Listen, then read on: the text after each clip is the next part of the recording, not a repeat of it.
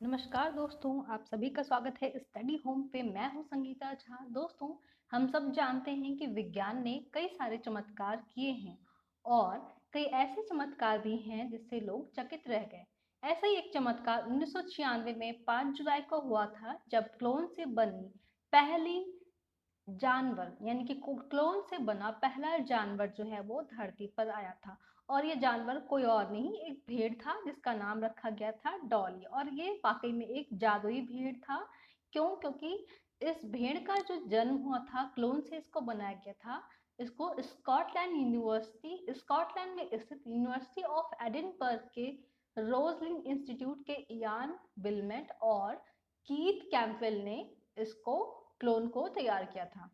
जिस सेल से डॉली को बनाया गया था, तैयार किया गया था, वो डोनर के मेमोरी ग्लैंड से लिया गया था। यानी कि जिस सेल से डॉली को बनाया गया, वो जिस डोनर से लिया गया था उसके मेमोरी ग्लैंड से इसको लेकर बनाया गया था, इसके सेल को लेकर। इसके बाद ही लोगों के पास अपने पसंदीदा जानवरों का क्लोन तैयार करने का विकल्प मन में आया।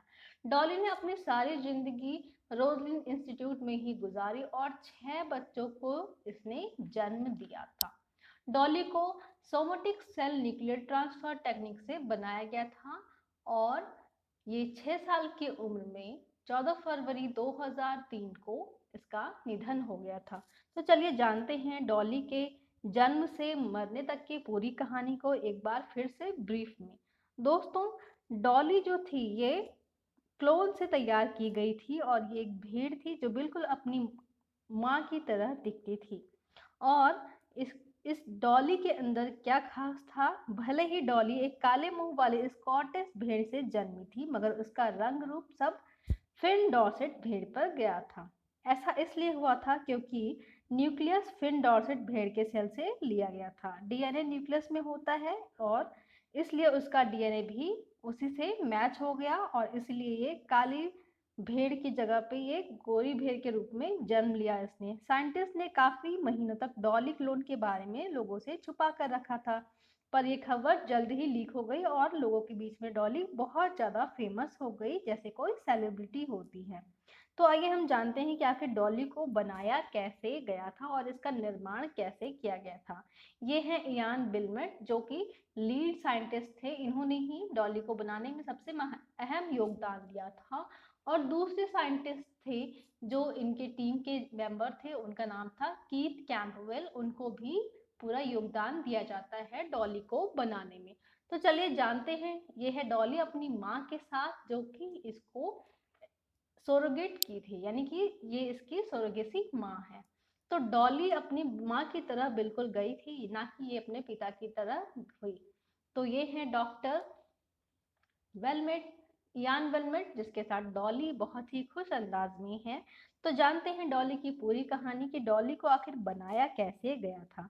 तो दोस्तों, कई सालों से साइंटिस्ट लोग स्लो क्लोन बनाने की कोशिश में जुटे हुए थे और वे बार बार तैयारी करते और बार बार वो फेल हो जाते। फिर उन्होंने सोचा कि क्यों ना इस बार भेड़ों पर ही एक्सपेरिमेंट कर लिया जाए।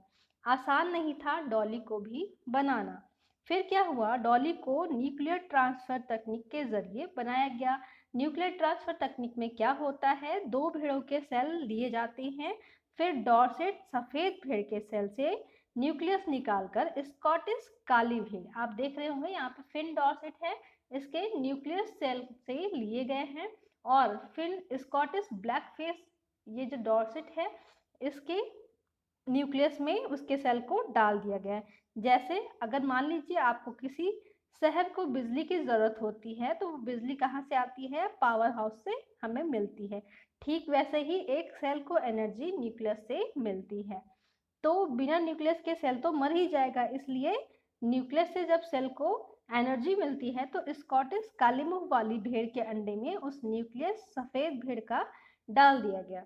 फिर क्या हुआ, एक सेल को स्कॉटिश काली फेस वाली भेड़ के गर्भाशय यानी कि यूट्रस में रख दिया गया, जो उसकी सोरोगेट मदर है। आपको दिख रहा होगा नीचे डायग्राम में सोरोगेट ईव लिखा हुआ है, तो इसके में डाल दिया गया।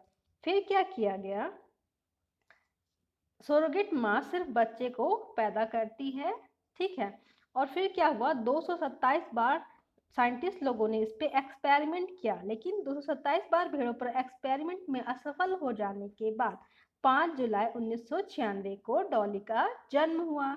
वो बिल्कुल अपनी माँ की तरह दिखती थी। उसकी माँ पूरी तरीके से सफेद थी। उसे बनाया गया था, और उसे बनाया किसने था? रोजलिन इंस्टीट्यूट के साइंटिस्ट केथ कैंपवेल और इयान विल्मट ने मिलकर। लेकिन इसकी जो पूरा श्रेय जो है वो जाता है इयान विल्मट पे, ना कि कीथ कैंपवेल पे। लेकिन बाद में 60% जो है वो योगदान बाद में बताया गया कि कीथ कैंपवेल को ही सॉरी कीथ कैंपवेल को ही 60% योगदान लास्ट में दिया गया था।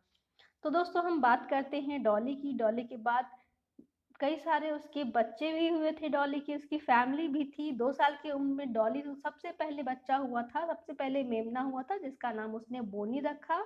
और कुल मिलाकर डॉली के 6 बच्चे हुए थे। लेकिन बाद में क्या हुआ, जब डॉली 4 साल की हो गई तो उसे आर्थराइटिस की बीमारी हो गई और वो लंगड़ा कर चलने लगी। जल्द ही दूसरी बीमारियों ने भी उसे घेर लिया और लगभग 6 साल की जब वो थी तब 2003 में, यानी कि साल 14 फरवरी 2003 को डॉली का निधन हो गया। ये हैं उसके बच्चे।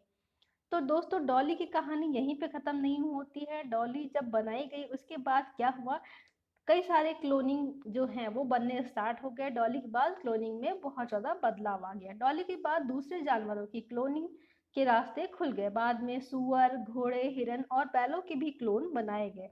इंसानों पर भी ये एक्सपेरिमेंट करने के बारे में सोचा गया था, पर इंसानों की बनावट बहुत ही कॉम्प्लेक्स होती है, इसलिए ये कभी भी सफल नहीं हो सका। साइंटिस्ट ने लुप्त हो रही जानवरों की प्रजातियों को बचाने के लिए भी इस टेक्निक का इस्तेमाल किया। जंगली बकरी भी खत्म हो चुकी प्रजाति को बचाने के लिए एक बार उसका क्लोन बनाया गया, मगर उस क्लोन की मौत भी लंग कैंसर की वजह से हो गई। अभी भी क्लोनिंग के नए नए एक्सपेरिमेंट किए जा रहे हैं।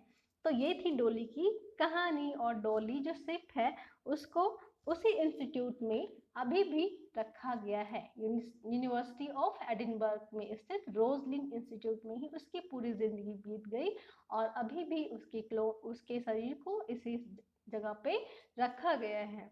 तो कैसा लगा आज का वीडियो, आप लोग मुझे बताइएगा ज़रूर, और इस वीडियो को ज़्यादा से ज़्यादा शेयर कीजिएगा अपने दोस्तों के साथ। और अगर आपने अभी चैनल को सब्सक्राइब नहीं किया है तो प्लीज़ इसको सब्सक्राइब करना बिल्कुल भी मत भूलिएगा।